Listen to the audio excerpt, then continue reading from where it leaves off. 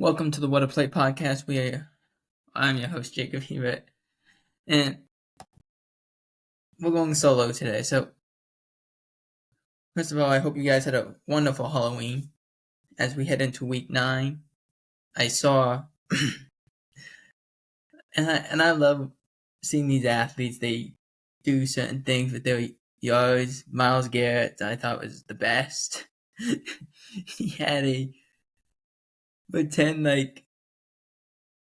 car crash, and all the skeletons had jerseys of the quarterbacks that he had sacked, which I found was hilarious. So, Myles Garrett goes out every year and does these things. It's great. It's awesome. But let's first begin with what happened in week number 8. So in the first game, we had the Ravens and Browns. If you remember, we had the Ravens winning. Jameis Winston's first start. He was going to look rusty, probably turn the ball over because that's what Jameis Winston does. And what I came out of this game was very simple. I'm concerned for Baltimore. They are not good against the pass. And I knew they weren't good. This was the first game I was like, what is that? They had a chance to win the game they had their final drive.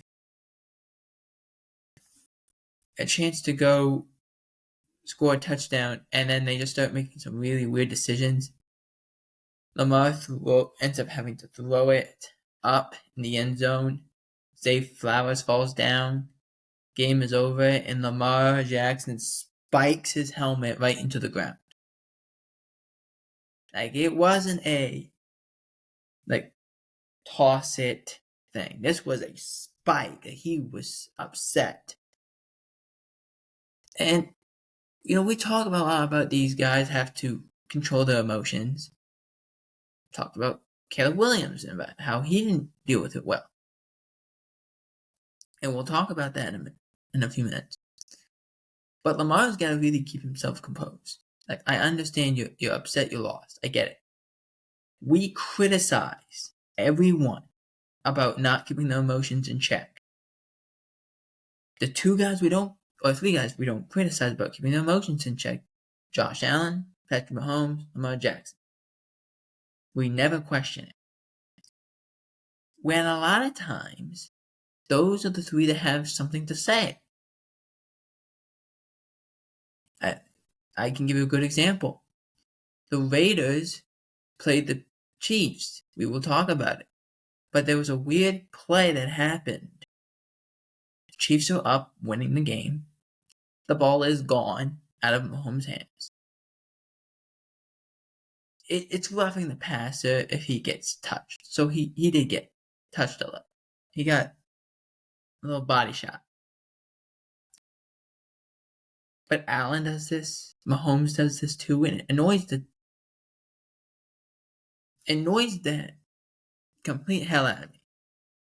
They take a little shot, and instead of flex oh, you're gonna have to hit me more than that or something, they flop. They flop like an NBA player. It's the dumbest thing I've ever seen. And Josh Allen is not gonna flop like normal. He flops like he's not even an NBA player, it's like a soccer player. Have you ever seen a soccer player? They get hit a little and they fall down and they make it look like they just got someone went and took them and pulled them really hard. It was the most ridiculous things. It's like someone slides to get the ball away from them. They fall over. Instead of getting up, they're holding their knee as if something happened to their knee, and then they get up 2 minutes later and they're fine. They're not hurt. They get up and then they're running again. It's not a big deal. But they make it sound they're looking for sympathy. This is what me and my family talk about all the time. We say this all the time about these players. That no one's going to sympathize with you. You're in a position no one's going to sympathize with you unless something happens.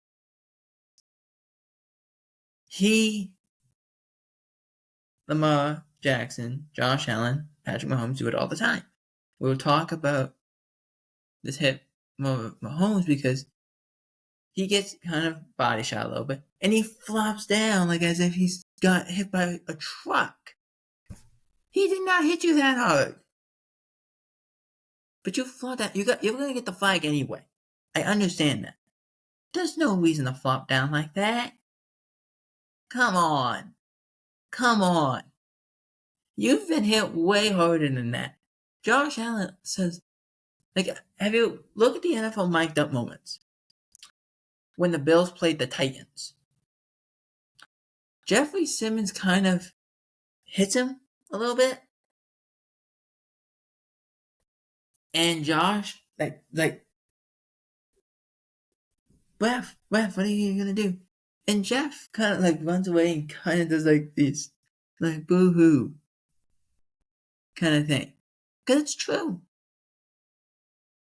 I don't know what happened. At some point, these quarterbacks thought they were NBA players and say they don't want to be hit. But they want to be treated like an NFL player an NFL player gets hit. I don't get it. But Lamar, keep your emotions in check. But the Ravens did not look good on defense. Kyle Hamilton has a chance to win the game. It's going to be an interception. It hits him right in the hands, and then he just bobbled. He had butterfingers, as the old saying would go. He had butterfingers. And then Jameis Winston on the next play throws a touchdown to Cedric Tillman, who had a great game. And that's how they won. Jameis Winston's going to give you opportunities. You got to understand that and take every opportunity to make sure you get your offense the ball back. You can't have that happen to you, especially Kyle Hamilton. He's way too good of a player. But props to the Browns. They played hard. That doesn't look like a team that is tanking at all. Also, it was a big decision for Stefanski. He actually gave play calling duties to Ken Dorsey, the former Bills offensive coordinator.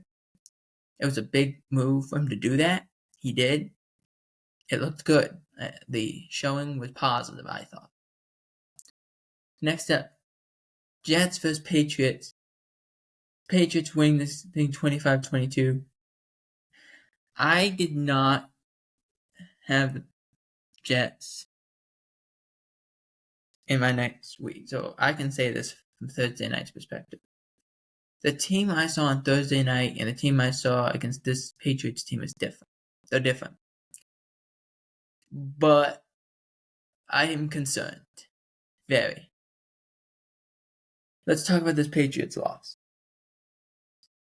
They don't run the ball consistently. And when they do, they have some success. But they don't do it enough. And Aaron's not on the same page as a lot of these guys. And Aaron's not playing great. It's an issue. It's an issue. I'm not saying New England was good, but I'm questioning this defense. I really am. They don't tackle well. They don't stop the pass consistently enough. They don't stop the run consistently enough. They don't get enough pressure on the quarterback. You have all these great players. You have Hassan Reddick. You have Quentin Williams. You should get pressure. You're not. You have Will McDonald. You should get pressure. Jermaine Johnson, you should get pressure. Why on earth are they not getting pressure? They have the 4 best defensive linemen. If you're talking about core 4, that's pretty much it. Any defense would love to have one of those guys. You got 4 of them, and you can't get pressure. It's not good. The secondary is a struggle. But I liked what I saw in the Houston game that they played defensively. They looked good. But I don't know if that's more of Houston being bad or the Jets being good. Because there was some heroic plays by Rodgers. He threw a good ball to Garrett Wilson. One-handed snag was a great play. Probably the catch of the year. It's a great play. And that's it. The announcer says it, and I completely agree. That is, my guy is better than your guy. My guy's will beat your will. And he did. He did. I also want to make this abundantly clear. This was a penalty fest. Sean Hockley was making sure he was on camera as much as possible. They were on all the time. And the Texans just didn't play good in the second half.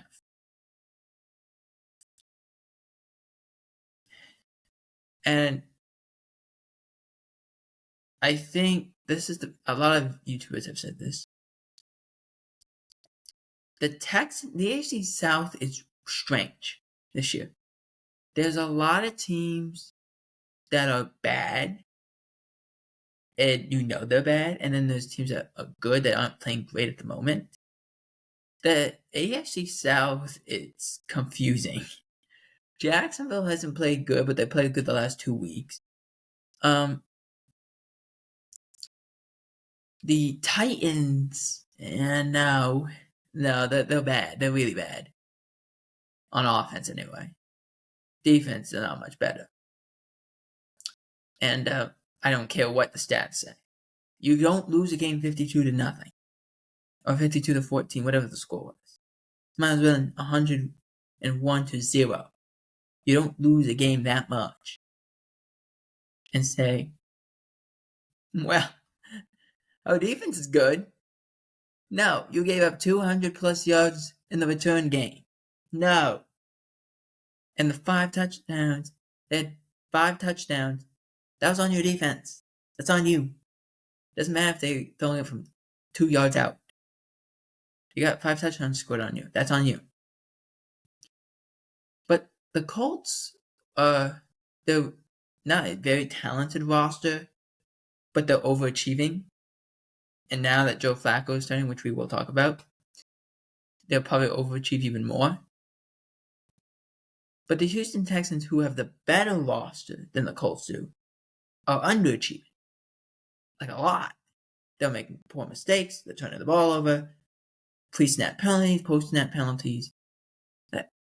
There's just a what is going on kind of thing. It's the best way I can describe it. Really is. But back to this Jets and Patriots game. Drake May goes out with an injury in the second quarter. Here comes Jacoby Brissett. And then you're like, okay. Like I gotta put my cards on the table here. I left this game. I was watching and I'm like, nah, I'm done. I'm not watching this anymore. And I look at it and I laughed at the end of the game. I laughed. Once I saw the Patriots score a touchdown, I laughed. I had family. And I told them that and they laughed. Because it's the most ridiculous thing. The worst team probably in football, the Patriots, beat you and went on a game-winning drive with their backup quarterback against your best corners. And it was Jacoby Brissett and Kevin Boutte. That's what they're doing. Over again. Boom, boom, boom. Here we go. It was ridiculous. I'm like, is this a JV defense at this point? They're so bad. They had 3 timeouts. They used the first half timeout in the first 13 minutes of the game. What? It was ridiculous. And I'm tired of the excuses. I'm tired of the excuses have for the Jets. It's ridiculous. The Jets can't have any more excuses. Who are you else going to blame? The equipment manager? At this point, it's ridiculous. The Jets aren't a good team. They're not. If they gotta play Buffalo, they gotta play Miami twice. I don't know if they can survive. They gotta play Buffalo again. They gotta play Miami twice. And I think if I remember correctly, they still gotta play Baltimore. They're gonna die at some point. This isn't gonna work. They looked good on Thursday night, but I think that's more about Houston than the Jets. Because even the Jets tried to lose that game. They tried. Next up, Titans-Lions. We talked about this game. 52-14 was the score. It was just frustrating to watch the Titans. The game was actually close at one point. It was 17-14. And then Titans didn't score again. And the Lions went on a roll. That's the way I can say it. There's no other way. How do I describe that? There's no other way to describe that. They went on a roll. They outscored them. And they out-returned them. They performed better. Their defense was solid. They got pressure on the quarterback. They forced mistakes. Jared Goff had 85 yards passing, but he had like 5 touchdown passes. They had David Montgomery throw a touchdown pass to Sam Laporta. Okay? Like, this is what they're doing. They're toying with people. They're that good that they can toy with you. It's an every week occurrence. It's an every week occurrence. You see a flea flicker, or a reverse, or a running back pass, a lateral, to a offensive lineman. Offensive lineman scoring a touchdown. It's every week. There's a nuance to their offense. And you're seeing it every single week. There's something different. Like we talk about, if Ben Johnson does not get a head coaching job next year, I don't know what you have to do to get a head coaching job. I don't know. What do you have to do? You have to go under Sean McVay for a year and then say, oh, boom, job, here you go. Remember that, like, there was a period of time when he was saying that? Like, if you met Sean McVay at any point of your life, you got a head coaching job? Yeah, that might be what Ben Johnson has to do. Because he's been great. He has been.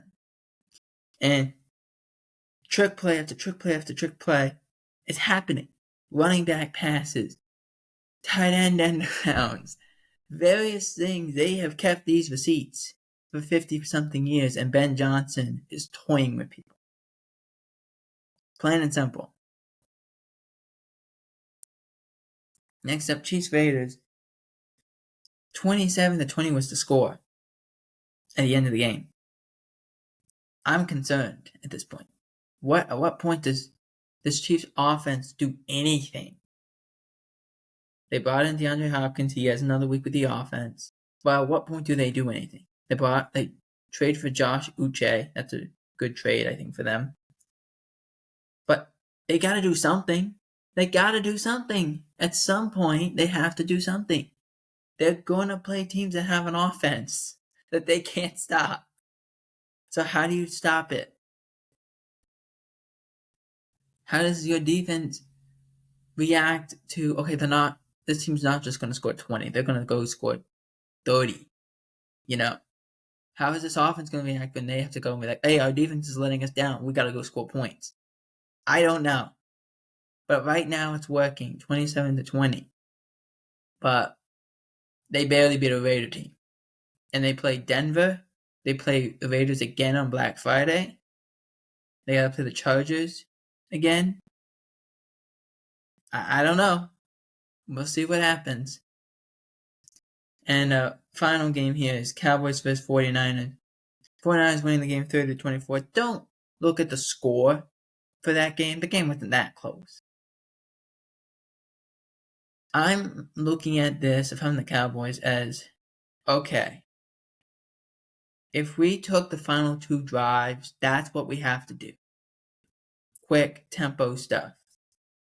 Which makes sense. But they gotta find a way to run the football at some point. They got to.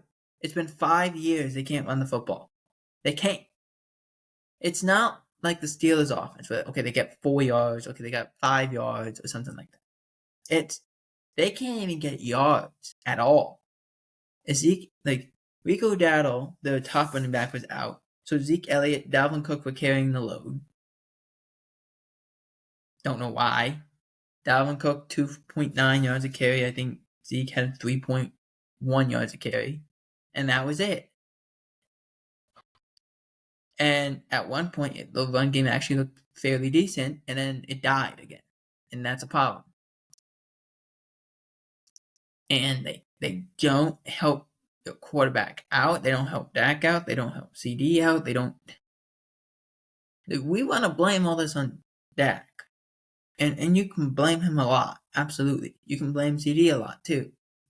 You gotta blame some of the system that they're doing. It's not helpful to the quarterback. You gotta figure stuff out. You can't have these pre-snap penalties. You can't have these get behind the chains and let's try to run the football. It doesn't work. You don't get enough yards. You play Atlanta this week. You're going to have time to throw the football, hopefully. So try to get something going, and then in the weeks build on it. Because you still have a chance, actually. If you're the Cowboys, you're 3-4. You say, okay, we're holding on, but we got to find a way to win against Atlanta. That's not even a question. Simmons is probably going to play. He wasn't on the injury report. Luke Ororo is out, so that's some defensive line help that they don't have, I should say. The offensive line is banged up. You should win this. At least put more pressure on Kirk Cousins. That's what I mean. You should win at least in the trenches. It should not be, okay, we can't even get pressure on the guy. And therefore we have to blitz like 8 guys and hope we can stay in coverage with a very banged up secondary. And for the 49ers, look, it was not pretty. Defense struggled early, but then they found a way to pull it back together. Offense, I'm scared. I'm scared. At some point, Christian McCaffrey will come back. But at what point? I don't know. Jawan Jennings will come back, but at what point? I don't know. You can't afford to lose any more games in this.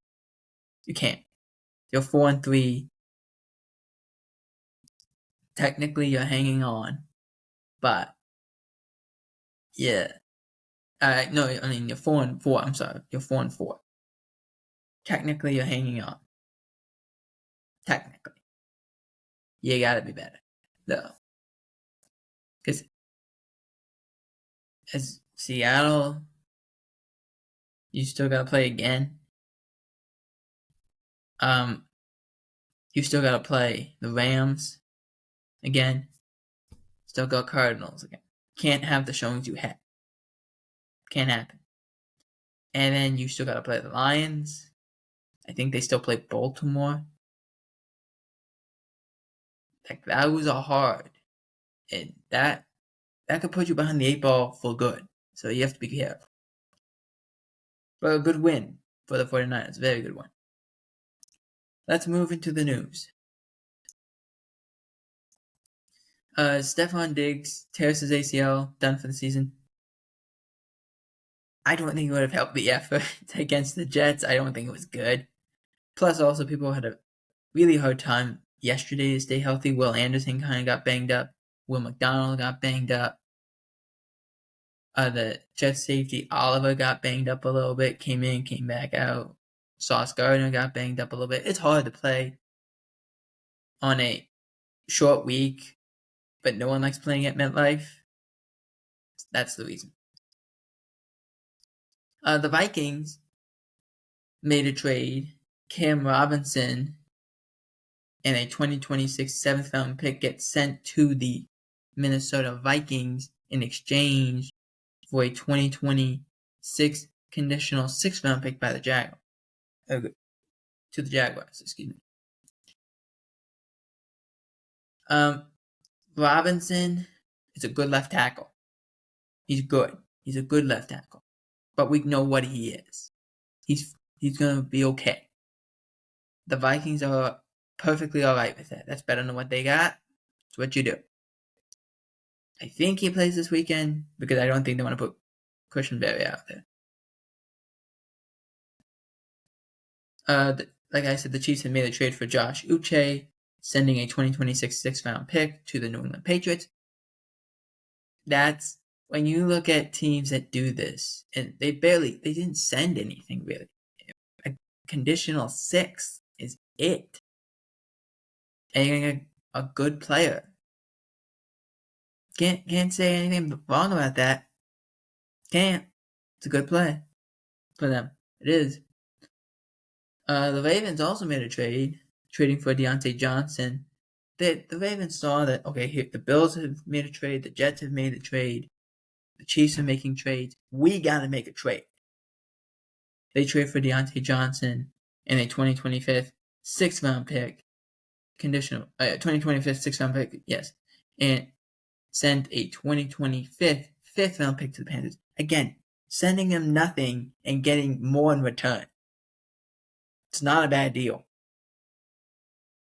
And you get to basically steal a Steeler from somebody else. Why not? It's a great move. Now, talking about this quarterback change in Indianapolis, Anthony Richardson benched. Will Joe Flacco stand up? Okay, you sir, you're the quarterback. Let's go. This needed to happen. Look, this is not a good team right now. The quarterback has to be good. It has to be consistent. Joe Flacco has been. He's kind of found this little point of his career where he's back on the uptick, and that's very important. It's also going to be good for Anthony Richardson to go and be like, I have to learn. I have to learn at some point. This is the time. Because you got to understand, when he came out of college, and I said this, we said it here, and I said it on the NFL World YouTube channel. You can't give a guy like Anthony Richardson that high of a pick. He's such a project.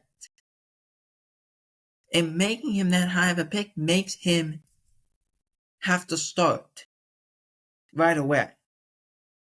And quarterbacks are failing at an alarming rate. Like, I haven't seen rookie quarterbacks look good that come out of the top 5 in a while. And they immediately get it. Like, people are going to say, well, look at Mahomes. I'm like, you forget something. Mahomes was sitting his first year. He sat. Alex Smith was the quarterback. Alex Smith taught him what to do. Whether he actually said it, okay, Patrick, this is what you do, or he just picked it up watching Alex play, he saw it and learned, and now, okay, here's how we do this. Josh Allen started right away. Didn't look great the first 2 years, but he got it going. The point is, I haven't seen a quarterback in the first round look really good. Caleb Williams and Jaden Daniels are the 2 guys. That tells you something. I haven't seen it in a while, maybe even ever. They're the first 2 guys. They've looked good. CJ Stroud looked good last year, so I should probably put him in there as well. CJ Stroud, Caleb Williams, Jaden Daniels. And it still took some time, but you do things to help them out. RG3, Andrew Luck before them. So I guess I can't say ever, because there's those guys. So there's, I guess, Andrew Luck, RG3, CJ Stroud, Caleb Williams, and Jaden Daniels. But it's so rare and so far in between. It needs to be discussed. Sit the guy Get a capable bridge quarterback, let him teach, and figure it out at that point. That's what you do. They're going to learn while playing, but they're going to learn more of the beginning part of the NFL if they're sitting and watching. It's the reason why you're in school and you sit down and you listen to the teacher.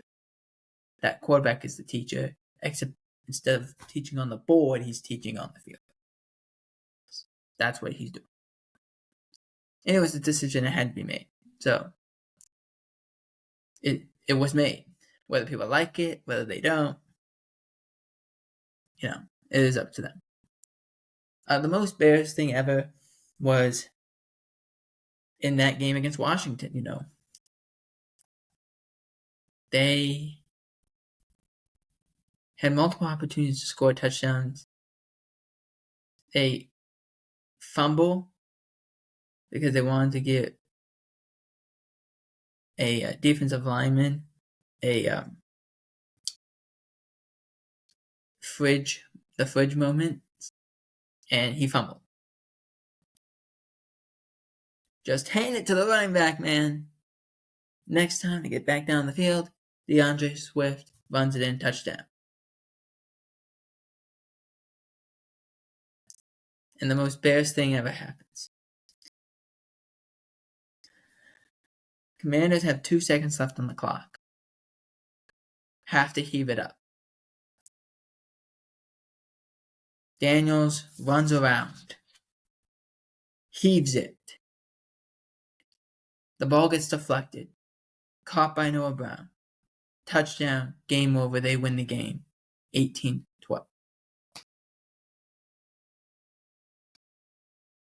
18-15. 18-15. But you say, how does that happen? How does that happen? I'll explain. Before that happened, a very young corner, Stevens, is taunting the fans. And Caleb Williams said, hey, get back, get back, get back. And you can see as he's saying this on TV. This mic isn't saying it, but you can see in the way he's reacting. He's like, get back, get back, get back. And Stevens is too busy talking to the fans.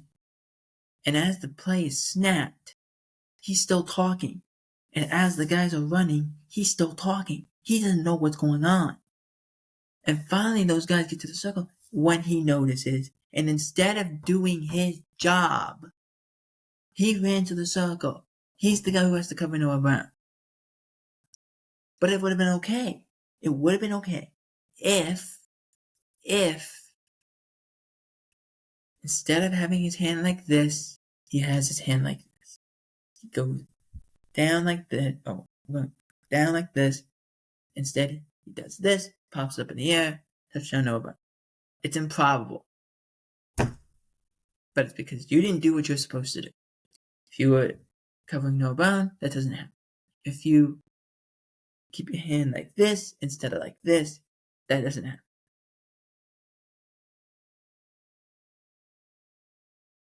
So you lost off 2 things. And they both concerned a young rookie corner who is starting, who's played well. Gotta know the time. Gotta know the time. The old saying goes, the game is not over until the fat lady sings. Is the old saying. The game is not over until it's 0.00. That's when the game's over. And that ball hits the ground. Hasn't happened. And it bite the Bears in the behind.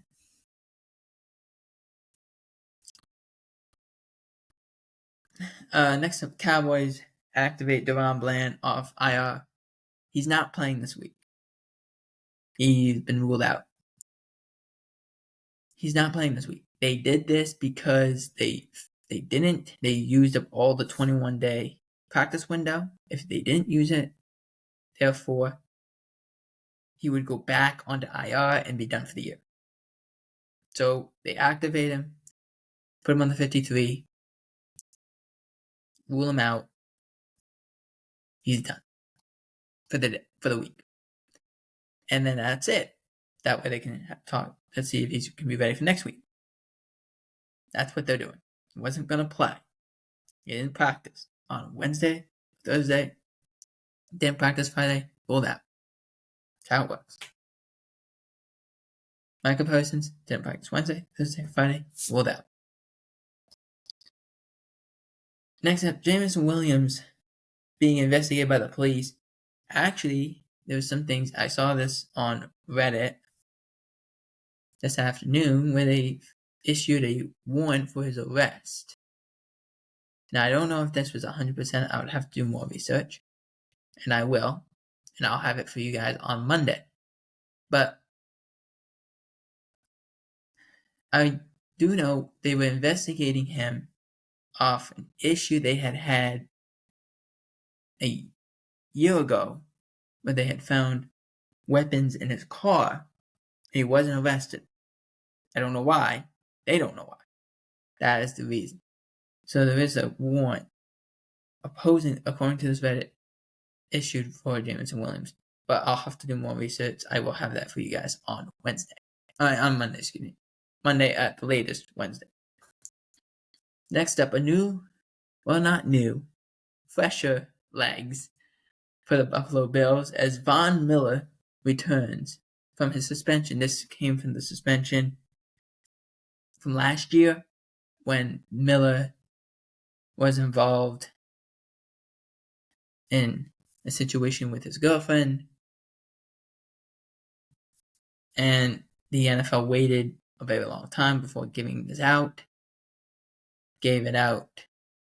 Now he returns in this game. I've said this here. I'm not a fan of the finding system. I'm not a fan of the suspension system. I don't think it shouldn't have taken this long. The fact that it did shows the NFL works on their pace. They want it done quickly, they will. They want it to be a slow, painful thing, they will. It's how they operate. I don't know why, but that is the case. And possible trades that I wrote down. This is a possible stuff. So this is just rumor stuff. So Zadarius Smith is very possible. Nick Chubb is very possible for the Browns. I saw Myles Garrett. I don't think so. Not too high of an asking price. Mike Williams, obviously. That one has been announced pretty much that they would trade him at some point. They got a few days. Got to figure that out. And we'll have anything that comes out over that time frame. I want to make another one here. Let me think. Calvin Ridley, Tyler Boyd, that could happen if Tennessee just wants to blow it up.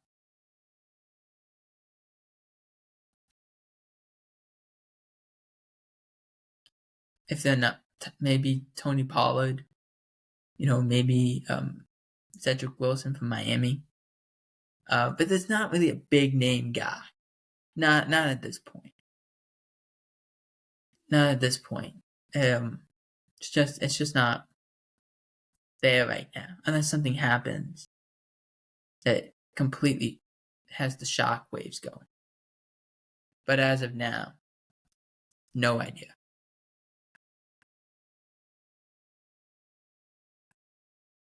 Next up, we have the Week 9 previews.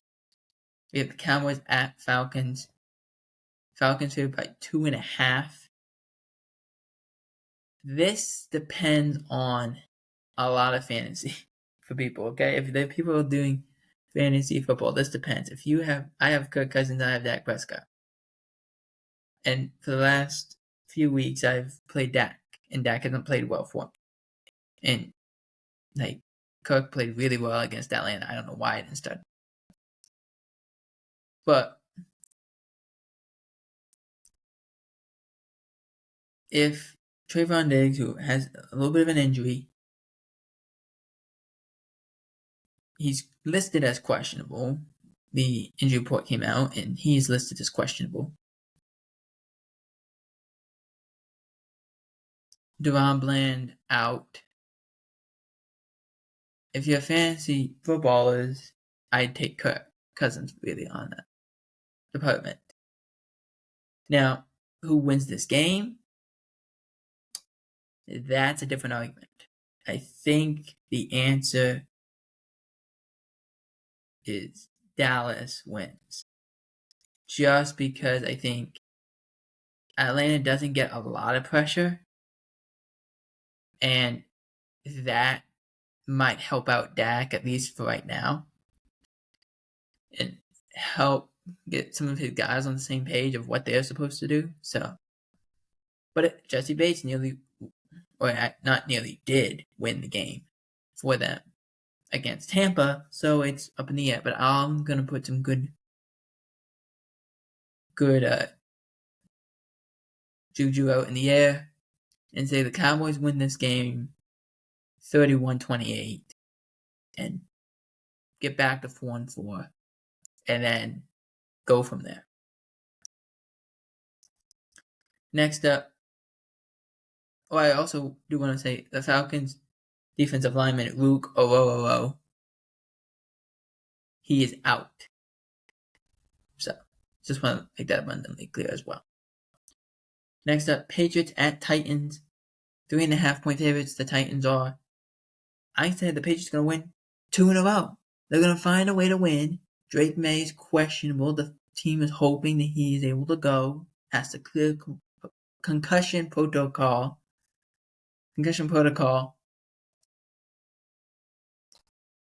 But even with Jacoby Brissett, that showing that he had against the Jets, I think is enough to beat the Titans. So I have the Patriots winning this game 24-17.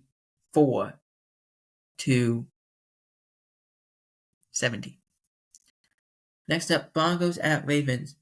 9.5-point favorites. The Broncos have a great defense. They're very stealthy. Good against the run, good against the pass. The Ravens defense, good against the run, horrible against the pass. I have the Ravens winning, but it's going to be a close game. It's going to leave us to a lot of questions about this defense and should there be a change. And should they go get somebody? So I have the Ravens winning this game, but a lot of questions. 28-24. Next up, Detroit Lions at Green Bay Packers, plus 3.5 for Green Bay. That might go up, that might go down. Jordan Love is listed as questionable with a groin issue. Could have been far worse. But if not, it is Malik Willis to start. He's going to have to run for his life. Whoever the quarterback is for Green Bay is going to have to run for his life. This Detroit Lions defense has been really good. And the showing that Green Bay had on offensively, not great. Not great. Now that happens because you have a backup quarterback in there too. So all has to be said. But I got the Lions. The Lions find a way to win. They win this game 35-24. Final game, Monday Night Football. Bucs vs. Chiefs. Chiefs favored by 9. This game would have been so exciting if Mike Evans and Chris Godwin were playing. This is a very underrated team to get Mike Williams, by the way, the Buccaneers are. I have the Chiefs winning this only because Baker has not played well since Evans and Godwin have been out. He threw 3 touchdowns. That's a positive. But Sterling Shepard got banged up too.